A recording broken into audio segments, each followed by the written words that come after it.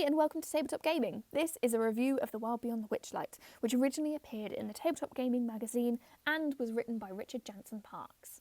Over the past few decades, Dungeons & Dragons has been enjoying a gradual shift away from its traditional combat-heavy dungeon crawls and towards games where storytelling and narrative rule the roost. The shift only sped up by the rise of Critical Role and other live-streamed campaigns. The Wild Beyond the Witchlight is the clearest endorsement of this playstyle to date, with the designers proudly claiming that parties can enjoy the entire 8-level campaign without stabbing a single monster, let alone tossing a fireball.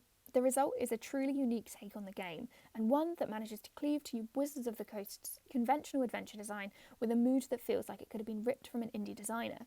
Perhaps one who wanted to see what you get when you rip out all the mindless evil from D&D and make all the monsters wear silly hats and try their hand at poetry. This is all squared up with the more conventional settings by having the entire campaign take place in the weird world of the Feywild.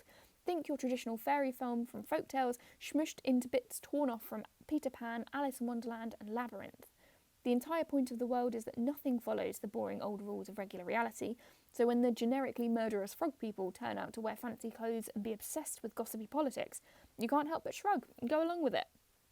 Yes, there are bad guys. The main plot involves trying to save a trio of demi-realms, hither, thither and yon, from a coven of scheming hags.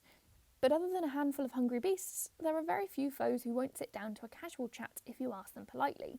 It rewards not only high skill rolls, but also sharp memories and quick minds in a way that few other campaigns manage, with huge rewards hinging on the party's ability to link a family tree glimpsed in Chapter 2 with a one-line puzzle in Chapter 5. The designers boast of finishing the entire campaign without any violence whatsoever certainly requires some stellar luck and a lot of quick thinking from the players, but it's certainly within the bounds of possibility.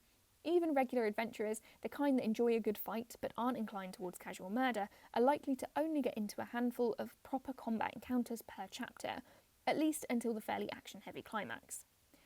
Indeed, the adventure doesn't simply give non-combat option to encounters, it actively discourages mindless aggression from its heroes and doesn't hesitate to lay the smackdown on anyone who picks fights without good reason. Any attempt to hurt a rather pathetic key-loving goblin encountered earlier in the proceedings will result in the land itself kicking the party's arse with a wave of over-levelled foliage. Characters created with the see problem, stab problem typical of some D&D groups are going to find the Wild Beyond the Witchlight incredibly dangerous, not to mention deeply frustrating. In many ways, this is an absolutely stellar achievement. It delivers a D&D experience that reflects the way that thousands of people now play, with a flair for the dramatic and kooky that will charm any table filled with casual cosplayers and in-game journalers. However, there's also no denying that The Wild Beyond the Witchlight is a distillation of a particular playstyle, and not necessarily one that will find home with every gaming group. If all you and your buddies want to do on your night off is kick in some doors, carve up an evil wizard, and pick up some cool loot, which, in case it needs to be stated, is just a valid playstyle as hardcore role-playing, this probably isn't the campaign for you. Even if you are into a bit of chatter, it's hard to deny that the low combat, high skill check nature of things can sometimes make things a little unbalanced. A silver-tongued bard or a utility-heavy wizard can easily steal the show from a fighter who barely gets to use their core features, so it's more important than ever that the GM gets the entire group on the same page before you start rolling the dice.